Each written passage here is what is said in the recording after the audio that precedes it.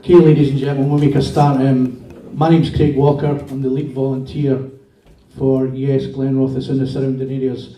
Can I just start by saying it's fantastic to see such a massive turnout here. I hope you get all your questions answered.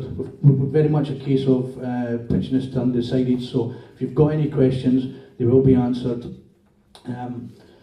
We've got 3 guests. The format's very, very straightforward. We'll hear from each of our guests in terms of why they believe that independent Scotland is the best future for our country and for our people.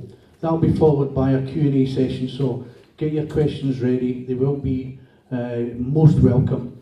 That's by far and away the most important part of the evening, so get your questions ready and we'll do as much as we can to make sure every person's question is heard. I'm going to introduce our first guest just now. Lorna Bett to my left, who is born and bred in Billingray. She's a member of the Scottish Socialist Party. She stood as a list candidate in the 2007 Scottish parliamentary elections and worked for Colin Fox during his time in the Scottish Parliament. Tonight she's here to represent Women for Independence. Please welcome Lorna Bett.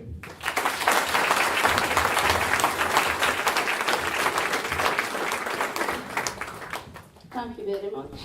I'd like to thank Glenrothes for inviting me along here to speak tonight. I'm really glad that I'm first and not having to follow these 2 guys. But I'm here tonight to speak on behalf of Women for Independence. Now, I'm not a professional speaker. It's a long, long time since I did anything like this. And I don't have all the facts and figures for you because they don't really stick in my head. I only have what's in my heart. So I'm one of those so-called romantic voters. So I hope you'll forgive me for using my notes tonight. On the 18th of September this year, I will be voting yes. Being part of an independent Scotland has been a long-time dream of mine. Ever since I was old enough to get a basic understanding of what politics is all about and the people that are involved in it. And that's never changed for me. Despite talking to many people from different social and political backgrounds and debating the pros and cons of independence, I still haven't changed my mind. It's still what I dream about. The No campaign, unfortunately, or fortunately, however you look at it, has come up with absolutely nothing that makes me feel that we would be better together. And I believe that the question of independence actually transcends politics. It's about more than that. Thank you. There are many aspects to the question of independence. For me, the 3 most important considerations are aged 6, 4 and 1. They're my grandsons. What kind of a country do I want them to grow up in? A country that determines its own path, makes its own decisions, and is accountable to the people that it seeks to represent. A country where, when the boys are of age, they can vote and actually get the government that they're voting for.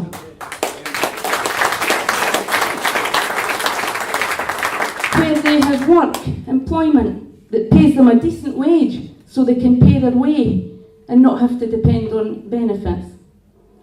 A country which will not stand for its taxpayers being ripped off by ruthless bankers who go unpunished, by a government that to me seems to be scared of them. A country where you're rewarded for hard work and success, not cheating, lying or being unaccountable. A country that values its young people. They're our greatest asset, learns from them and gives them a fighting chance. And I don't just want to see our country, and it is our country. It doesn't belong to Westminster, it doesn't belong to Holyrood, and it certainly doesn't belong to the House of Lords. It's ours, it belongs to all of us. And I don't just want to see our country determining its own path. I want to see it gain a sense of itself and its worth because we seem to have lost that over the years. And And I want to see change, and I think we all want to see change. I don't want my grandsons to be brought up thinking that it's okay to cut people's benefits, to pay the lowest pensions in Europe to our old people, to see a rise in private landlords rather than see social housing built for those that need it. I don't want them to be worried about the abomination of weapons of mass destruction sitting in the Clyde.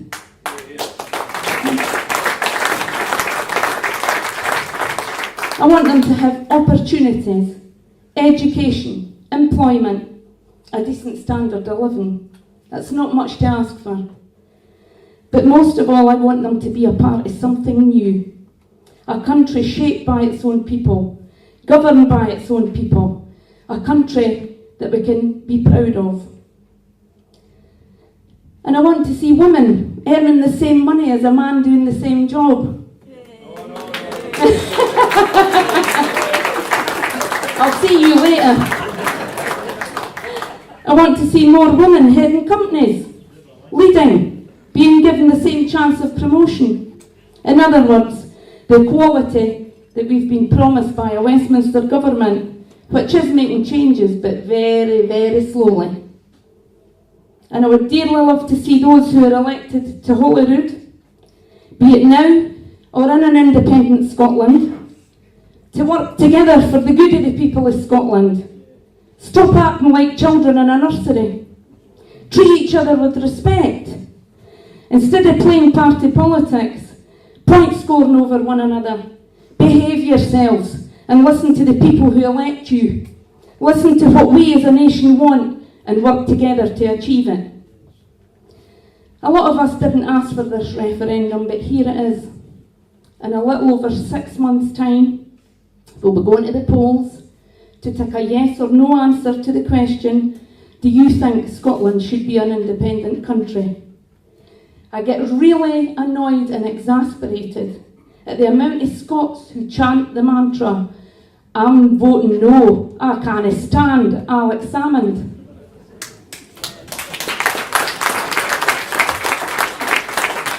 They still do not or cannot grasp the difference between a referendum and an election. It's got nothing to do with Alex Salmond. The SNP have merely given us the chance to vote on the future of our own country. And yes, the SNP will govern us after a yes vote, but 2 years later, and by nature of a yes vote, we, sorry, I've picked up 2 pages instead of 1, we as a nation will vote for who will govern us. It'll be up to us, not a government down in Westminster who can't see past the City of London and who thinks of us as a northern region. We are a nation, and we should never forget that. As part of a Britain which is not so great anymore, can somebody explain to me why I still see poverty, still see people living on the streets, still see rundown cities, towns and villages, still see mass unemployment no matter what the government figures say?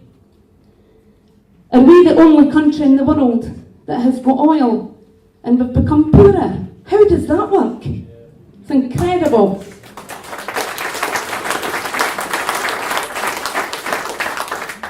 I understand the arguments. I see through the ridiculous scare stories. I can smell the fear emanating from Westminster, and they should be scared because we're onto them. We've seen right through them. They think we're stupid. Well, let's just see about that. And I can fully understand the fear that's behind no voters and don't knows. It's a fear of the unknown. Will we make it alone? Will we fail? Well, I tell you, I would far rather be scared in an independent Scotland that's facing its own challenges than have the status quo and be terrified of what this government's going to do next.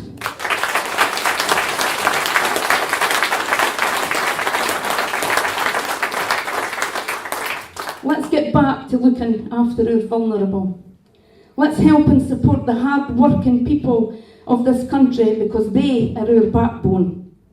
They are the people who will build this country back up again. Let's work towards having a fairer, better off society.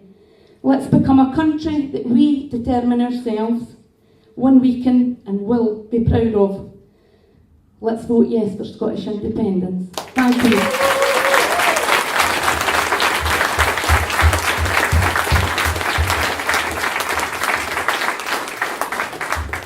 Thank you very much, Lorna. I know from speaking with her just how nervous she was about doing that speech, and I think most of you will agree she did a fantastic job.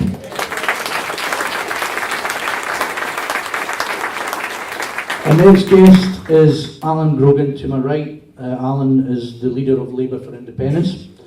He studied politics and international relations at Dundee University, following which he spent 3 years working in Asia. He's been a Labour supporter all his life, and a member for more than 10 years.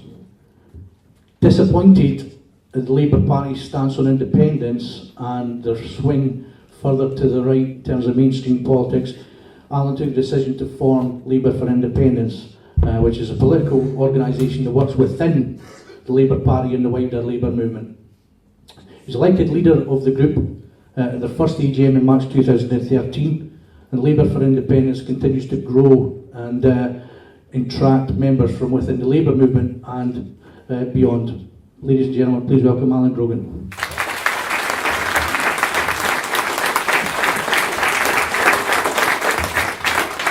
Thank you very much, ladies and gentlemen. Thank you to the chair. I'd like to thank you all for coming tonight on a bitterly cold evening. I'm sure the prospect of the bar didn't have anything to do with it whatsoever. As Lorna touched on, there's a couple of myths within this independence referendum, and it's that a yes vote is a vote for the SNP, or perhaps the other one that's even more ludicrous is that a yes vote is a vanity project for Alex Salmond. If any of this were true, if these myths were true, then no Labour voter, including myself, would be, and no one in their right mind, to be honest, would vote yes. But the truth is, if the No campaign can keep telling these untruths, then the people will believe them. That's what they think. Their whole campaign revolves around fear and deception. They want those within the Labour movement to believe these assertions. And if they do that, then they win, without ever having to provide an argument of why we are better in the union. Well, hopefully tonight, and I'm fairly confident that tonight, that we're not going to be dealing in half-truths and assertions and nonsense like that, because the Yes campaign is based on facts. You see, this vote isn't about nationalism, certainly not for me. It's not about if you wear a CU Jimmy hat, eat shortbread or watch Braveheart. It's nothing to do with those things at all. It's not about identity. The referendum is about having the powers to shape our nation for the better. It's about giving a voice to everyone in Scotland, not just those who can afford it. This referendum is about making a choice between the status quo and having the kind of society that people in Scotland want. Having a parliament which meets the needs and aspirations of the people, and having governments who act in the best interests of all the people who she serves.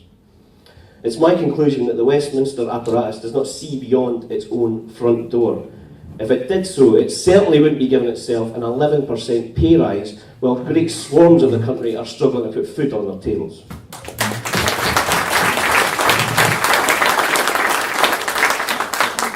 I've been a Labour supporter my whole life, as Craig said. I've been a Labour member for most of my adult life. I grew up... Now, this is an independence campaign. I'm only 30 years of age, I know it's difficult to tell. But I grew up as a Thatcher child. And I was told by my parents that it would all change once we had a Labour government in power.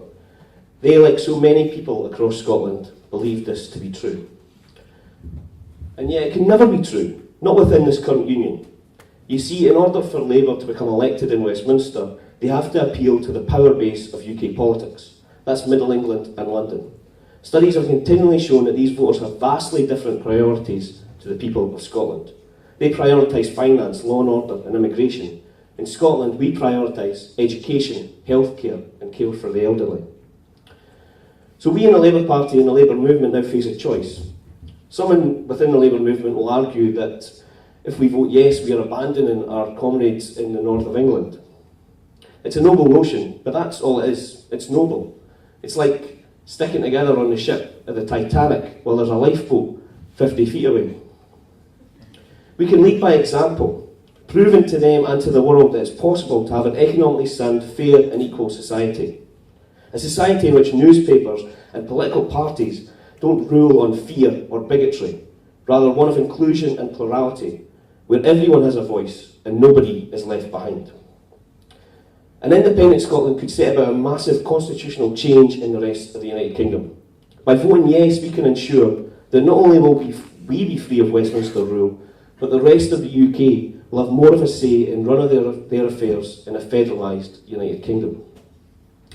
Removed from the shackles of Westminster, we will see a restoration of a real Scottish Labour Party, one which meets the needs and aspirations of the people of Scotland. We can once again become the party of the people of Scotland.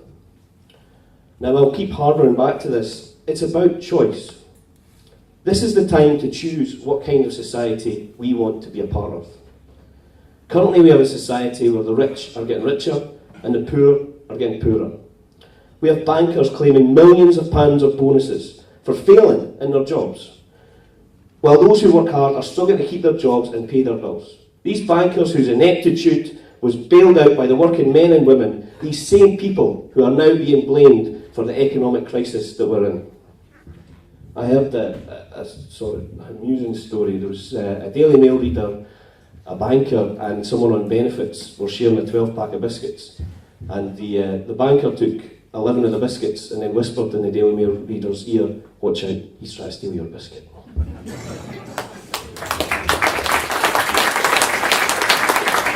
And that's the kind of society we are living in today. Confucius once said, "To be wealthy and honoured in an unjust society is a disgrace." Well, that disgrace is still going on right now in this United Kingdom.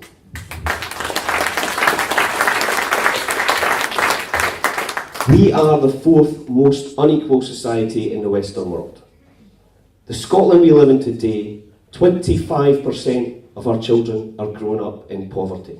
This isn't just a statistic on a piece of paper. This is happening in this country right now. Parents are going without their food to feed their kids. Pensioners are having to choose between heating their homes or having a meal. I don't know if any of you saw in the papers this week that food banks are actually receiving donations back because people can't afford to heat the food that's happening. Parts of Glasgow have a lower life expectancy than the Gaza Strip. For the first time in over a century, parents are unable to provide a better future for their children than what they had themselves. We are funding and are set to renew to the tune of £25 billion an outdated nuclear arsenal that has no place in a modern civilised society.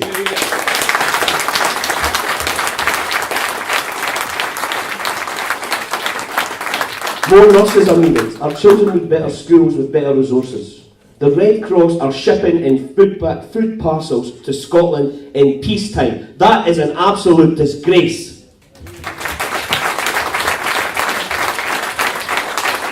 And all of this is happening in a country that has a £10 billion food and drink industry, strong agriculture, fisheries and timber, ever-growing tourism and trade, research and development continuing to grow, not to mention a potential £4 trillion in revenues in North Sea oil, future drilling possibilities in the west coast of Scotland once we get rid of Trident, and 1/4 of Western Europe's renewable energy.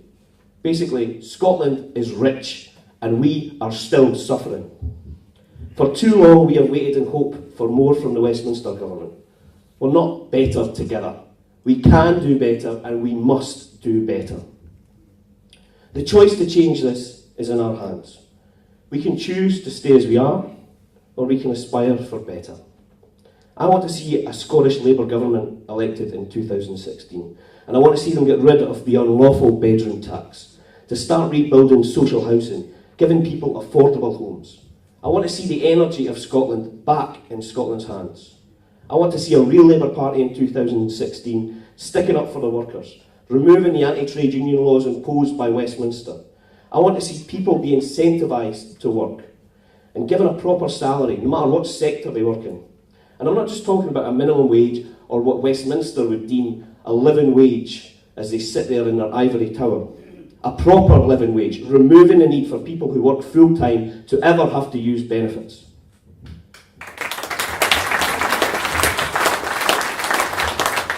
I want to see an end to PFIs, a renationalisation of the Royal Mail.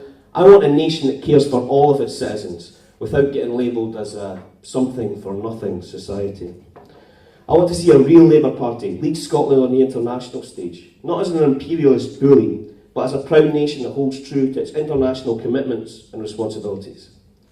We can have a return to a real Scottish Labour Party, one that my granny used to tell me about, that looked after the worker, who helped those who needed help, who created the safety net of the welfare state and the NHS. That's the Labour I'm proud to be a member of, and that's the party that we can be again in an independent Scotland.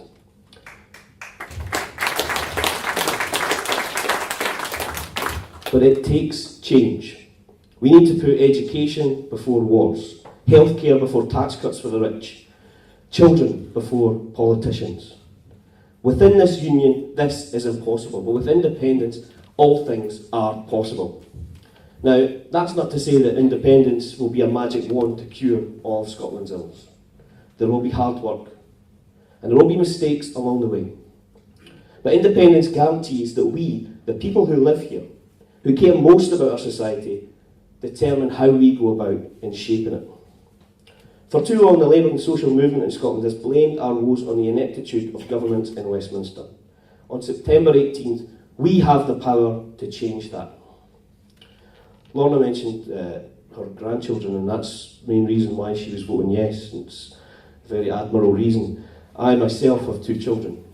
My wife is about to give birth to our 3rd child in about a month's time. On September 18th, how can I look my 4-month-old son in the eye and tell him that we gave that power away? That because of us, because we believed the lies about all being about Alex Salmond's vanity and about the SNP, that he and children that he will grow up with will have to live in a society that we have today or worse. One of my party's founders, the great Keir Hardie, once said to the House of Commons, "The last has not been heard of the socialist movement either in this country or in the floor of this House." I'm confident that if he was here today, he would be leading us in a yes vote.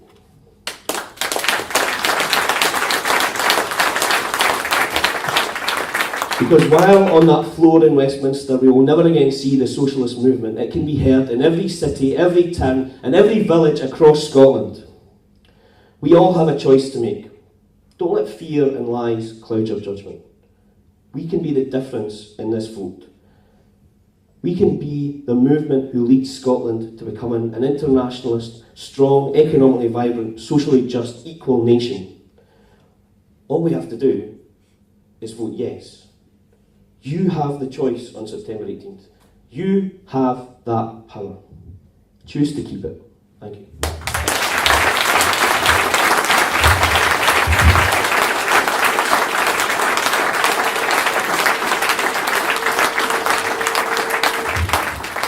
Thank you very much to Allan.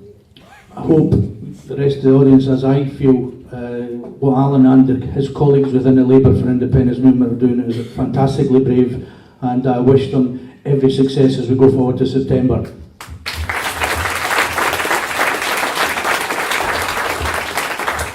Final guest speaker of the evening is Blair Jenkins, who is the Chief Executive of Yes Scotland. Now, Blair's been in journalism and broadcasting for over 30 years prior to his current position. Previously held posts such as the Director of Broadcasting in STV, Head of News and Current Affairs in both STV and the BBC Scotland. He's chaired the Scottish Broadcasting Commission in 2007 and 2008, and more recently the Scottish Digital Network. 2010, Blair was awarded an OBE in the Queen's Birthday Honours list for services to broadcasting. I'm absolutely delighted he's been able to find time in his busy schedule to join us this evening. Please welcome Blair Jenkins.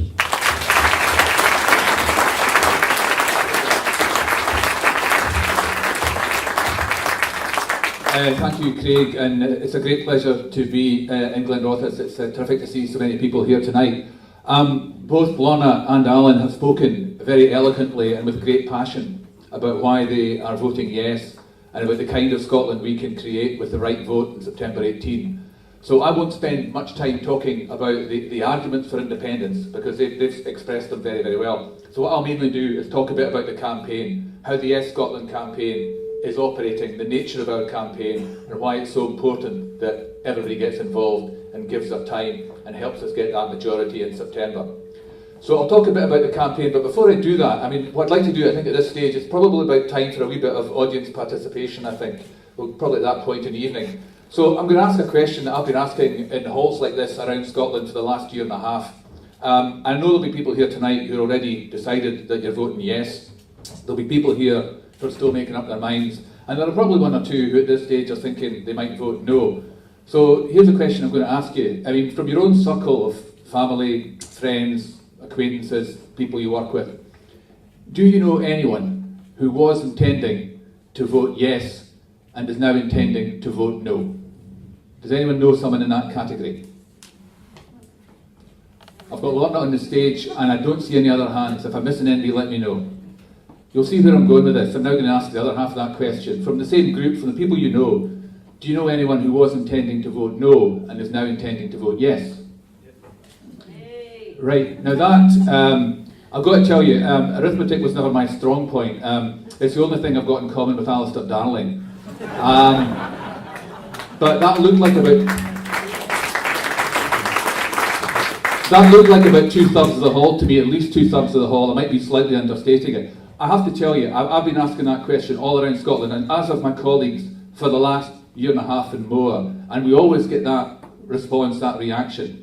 While it's, you know, it's anecdotal if you like, but it's now very big anecdotal because we ask it everywhere. Now, this campaign, the Yes campaign, is wholly different from the No campaign, the Better Together campaign. For one thing, it is actually a real campaign. That's a very fundamental difference. To a large extent, our opponents are three political parties and the politicians who make up those political parties. There is very little evidence anywhere around Scotland of a genuine grassroots ground campaign going on for Better Together. To a large extent, it is a bunch of politicians sitting around talking to one another, or at least the ones who are still talking to each other. By contrast, Yes Scotland is a genuine national movement, and it is on an unprecedented scale right around the country. I mean, I live in Glasgow now, but I come from Elgin up in Murray. And I launched Yes Murray towards the end of 2012, and I was back up speaking at their Burn Supper just a few weeks ago. And from that launch of Yes Murray, there's now at least a dozen local Yes groups in that county, which is not a heavily populated county. They've got referendum cafes, public meetings, there's canvassing and campaigning going on everywhere. There's just a whole lot of things going on. People are getting involved who've never ever been involved in politics before. I mean, I'm not in any political party, I've never been in any political campaign before. This is the one and only campaign I'm going to be involved in, so I'm very keen to get it right.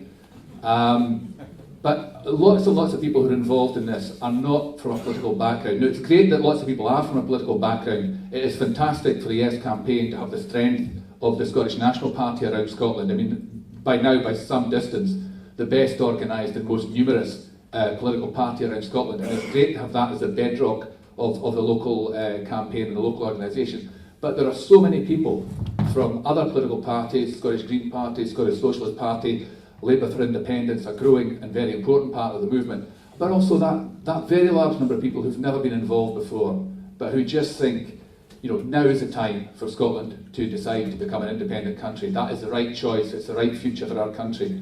And it's an enormous privilege, frankly, to be part of this movement, part of this generation that recognises it's the right thing for Scotland to do. The way we win this referendum is by talking to people. On my first day in the job, people were saying to me, you know, what can I do right now, Blair? What's the most important thing I can do? You know, what can I do to help?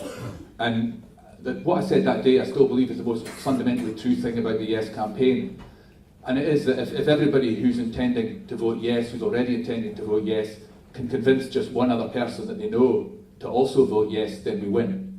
You know, if that's just a simple matter of statistical truth.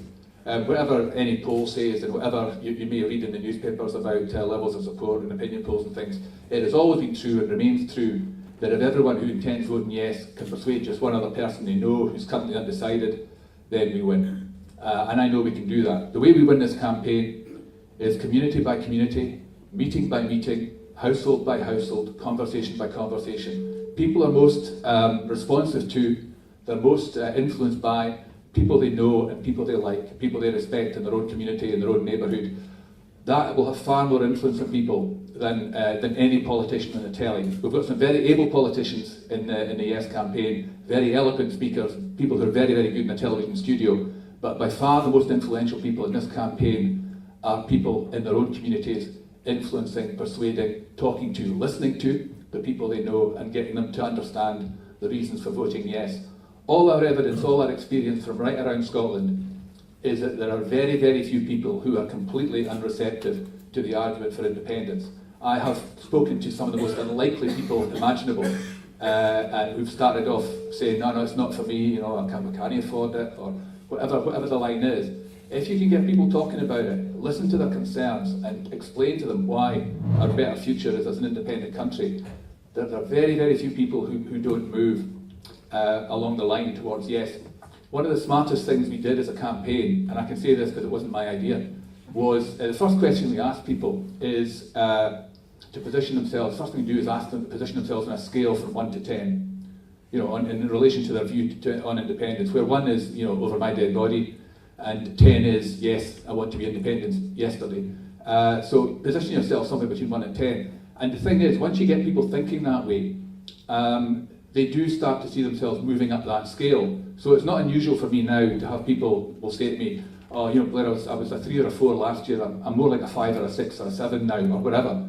And it's a great way of getting people to visualise themselves as being on a journey, moving up that scale, moving towards 10. And everything I hear, everything I know from around Scotland tells me that if we have those conversations with people, and there's so much information out there now, I mean, the Yes Scotland website, the various things that we've published, the argument for independence has never ever been as well articulated, never been as well stated as it is now. There are very compelling reasons, and my colleagues have talked about these.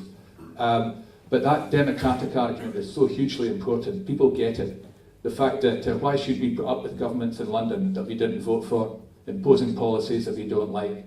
As I look around the room at the age profile, I suspect a lot of people like me remember the poll tax very well, which was imposed on us. We've had the modern day equivalent of that in the bedroom tax. But we get the same recurring thing where Conservative governments that we didn't vote for, imposing policies on us that we don't want. The first general election, UK general election I voted in was 1979. It wasn't an awfully good election. It was the first one in which Margaret Thatcher got elected into Downing Street. By the time we get to the next UK general election next year, for 2/3 of my voting lifetime, we'll have had Conservative governments in Downing Street. We'll have Conservative governments in charge of the major issues affecting the Scottish people. So this notion that, you don't need to vote yes because if you hang around long enough, eventually there'll be a Labour government which will pass something like we might want in the way of policies. 2/3 of the time since I started voting in general elections, it's been a Conservative-led government. So this is no answer to what Scotland needs. Is to cross our fingers and hope that Labour win a UK election in 2015. And as Allan made the point, Labour governments in recent decades have looked an awful lot like Conservative governments. So there really isn't an awful lot to choose between them. The democratic argument's a very strong one. Again, my colleagues have also mentioned the strong argument around social justice, around a more equal Scotland. As somebody who's lived in Glasgow now for more than 30 years, and my kids were all born in Glasgow, and I'm very fond of the city, but coming from Elgin, Glasgow was a bit of a shock, I have to say. The levels of deprivation in some parts of the city are still so obvious, so manifest and so unacceptable. And for a country that would be in the top 10 in terms of the richest nations in the world, as an independent country, to tolerate the levels of inequality, of health and wealth and opportunity that we have in Scotland, there's just no reason why we should. It is completely unacceptable. One of the most horrifying statistics to do with our country is the fact that we do have the shortest life expectancy of any country in Western or Central Europe. Again, if we're the 8th wealthiest country in the world, why on earth should we have the worst mortality rates of any country in Western or Central Europe? It just doesn't make sense.